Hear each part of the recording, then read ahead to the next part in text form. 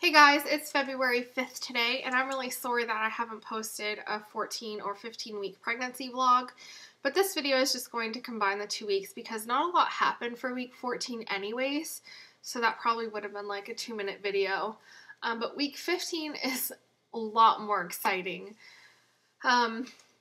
We had an unexpected trip to the hospital, but I will explain that. You've probably seen the video on YouTube already. We did find out the gender, which is so exciting. It was such a fluke, and I really didn't think it was going to happen because that ultrasound tech was not having a good day at all. I got fuzzy on my shirt. I hate that. Anyways, let's just start with week 14. So I celebrated my birthday during that week on a Sunday, and I got the pocket fetal Doppler from my parents as a birthday present, and they ordered that from fetaldoppler.net. And it's the one with the 3 megahertz probe. I will leave the link below to the one that I ordered. They have a fantastic sale on right now. Of course, the sale has been on for many, many months, but I don't know if it will ever end or if this is just a permanent deal kind of thing. But their non-sale price is $299, which is really, really expensive. And their sale price is $55 US. Now, I did see a thing for free shipping, but I think that's U.S. residents only, or maybe in the Chicago or Illinois area. Yeah, I don't know. I just seen the free shipping, but I don't know the terms of that. I couldn't get free shipping for me. I had to pay $30, but that's only because I chose express shipping. I don't know what their standard rate is. I probably would assume that it's much cheaper than that. I was a little impatient though. Alright, so when I first got it, I ripped that box open like a kid on Christmas. I was so excited to use it. And then I'm sitting there doing all the wrong things to try to find the baby and starting to panic because I couldn't pick up heart rate. And thankfully, a friend of mine was sharing tips with me on how she finds her baby's heart rate. And with the help of her... I can't talk today. With the tips and her help, I found baby no problem.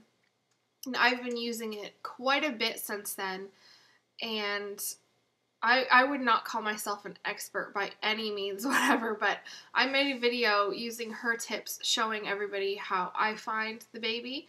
And before doing all the wrong things, which I do explain in that video, there was no way I could find the baby being that early. I mean, maybe when you're a little further along. Sorry, people are texting me. Maybe when you're a little further along, you can do that method. But when you're really early, I'm explaining a different method that I use, which I never even would have thought of. Anyways, so I'll upload that as well. What else? Yeah, the first time I used it, it took me 3 times to find the baby. And I got readings between 140s and 150s, which is pretty normal for this baby.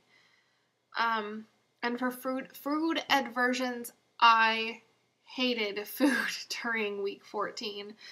For my birthday, we went out for dinner at one of my favorite restaurants, and I had been craving a turkey club wrap forever, and I like mine made with Caesar salad dressing instead of mayo. And I've eaten that before when pregnant, and it seemed to go down pretty well, but when I got there and I started eating it, no, I couldn't hack it. It was so disgusting. Also, I went for my gestational diabetes test on the 29th, and that was disgusting. The most disgusting drink ever. I mean, it wasn't that cold. I don't know what is wrong with this hospital, but it really wasn't that cold. It reminded me just like a flat orange pop. I don't know. If it had a little bit of fizz to it, it probably would have tasted better, but oh, it was so gross. Yuck. Alright, so week 15 was much more exciting. We went crib shopping, which I do have that video. It's being edited right now, and I'll upload that. We found the perfect crib, and we bought it at Toys R Us or Babies R Us, whatever you want to call it, and that store is known to be really expensive. But we got it on sale for only $219, which was a huge surprise. We were looking at one that was originally $299, which was a decent price. But then I went around the corner and seen this one, and it was so pretty, and I fell in love with it. And also, there was a sale price on a 6-drawer dresser. So I had been off work for, a month and a half or more, almost 2 months. So I only had enough money to get the crib at that time, but he gave me a rain check for the sale price. So that when we get ready to go buy the dresser, we will get it for the sale price instead of the non-sale price, which is awesome. Yeah, so what else? Yes, the hospital trip. I woke up in the morning, or I went to bed with really, really bad, I don't want to call them contractions because it turns out that's not what it was, but it was contraction-like pain. I could time them. They were like every 6 to 7 minutes. And then I woke up in the morning and they were stronger and they were more like 3 to 5 minutes apart. And I had bleeding. And this was yesterday that I ended up in the hospital. So I called my high-risk doctor because I was a little freaked out by that. And she told me just go into the emergency room and they'll make arrangements for you there. So before I went, I listened to the baby on the Doppler. My baby had a heart rate of around 144, 150, which was normal. And I got there and they sent me right up to labor and delivery for a non-stress test to see if I was having contractions. I have a low-lying placenta, so they were kind of worried about the bleeding from there. Thankfully, it wasn't a lot of bleeding and it stopped probably within an hour of me getting there. But I was there for like 8 hours getting looked at, which I appreciate. I met my OB, which is awesome.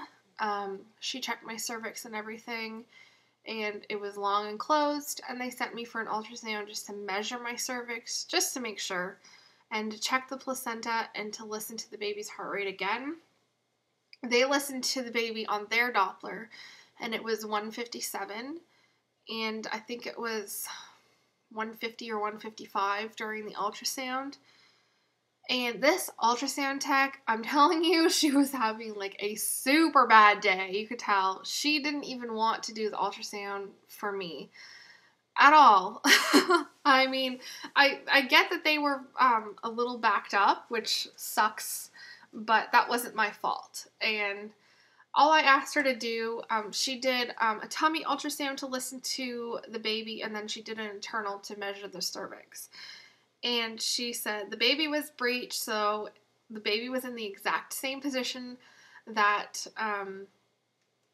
the baby was when we had the last ultrasound. So that means baby had the legs up by the bum.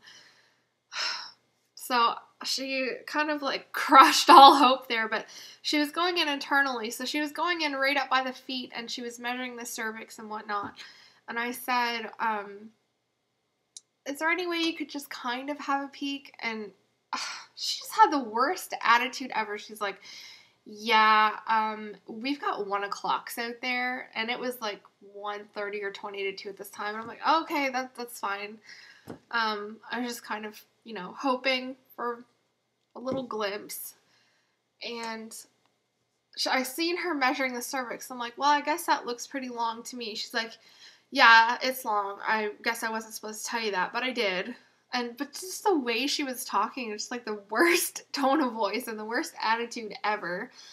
And it surprised me because she started going up by the baby, and I seen baby's feet, and then she's looking, and I thought I saw the gender right away.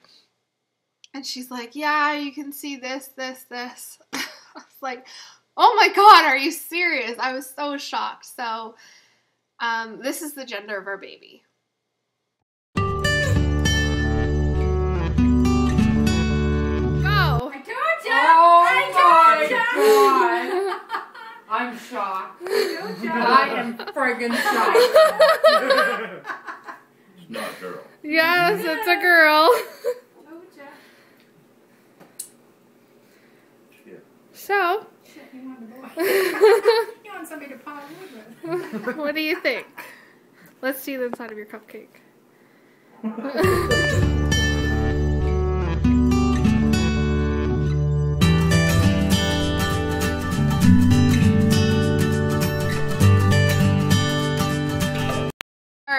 So yes, we are having a girl. I am so shocked. I thought all along this baby was a boy, but she was looking at it the first time, and she said, yeah, I'm 70% sure this is what you're having.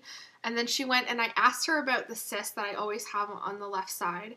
And I just asked her if she could have a look. She didn't have to tell me anything, but if she could just look and just maybe tell the doctors upstairs to tell me, because I had been having pain and I was wondering if that was from the cyst or what. So she goes ahead and tells me, yeah, the cyst is 2.4 centimeters. Her attitude seemed to change dramatically as soon as she told me the sex of the baby. And then it surprised me because she went back to look at the baby, and she studied that like crazy. And she pointed out to me exactly what she was seeing, like the 3 lines and the labia, all this stuff. And she's like, I am so sure this is a girl. I'm like 95% sure you're having a girl. She's like, I can't say for 100% because nothing is 100% until the baby's born, but this is definitely a girl from my perspective. So I'm so shocked, you guys. I'm so shocked. Of course, the baking soda test told me I was having a girl. The side the placenta implanted on said I was having a girl. And all the old wives' tales said I was having a girl. So I only went by the heartbeat and my intuition, which turned out to be wrong. I'm totally okay with that. So we are so excited to meet little Charlie Grace, and I cannot wait. My heart is so full of love, and it's just bursting. So you see the gender reveal. We did it with the cupcakes. We didn't do this huge gender reveal party like I wanted to because I could not keep it a secret until the weekend. But I don't regret the way we did it. Anyways, I'm gonna go, look out for the crib video, the crib shopping video, and we built the crib, and the Doppler video. I will talk to you guys next week. Bye.